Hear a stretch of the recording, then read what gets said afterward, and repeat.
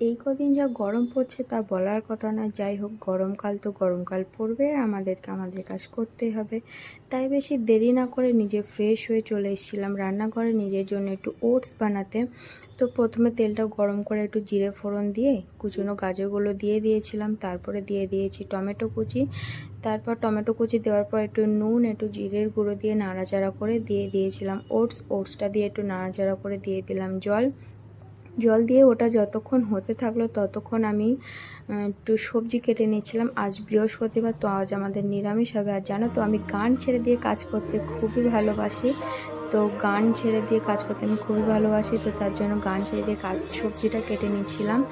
আজ আমাদের বৃহস্পতিবার, তো রান্না হবে উচ্ছে আলু ভাজা, ফুলকপি আলুর তরকারি, আর হবে টমেটো আলু ভাতে। তো এই গরমের সময় টক টক টমেটো আলু সিদ্ধ খেতে খুবই ভালো লাগে আমার। এই কদিন যা গরম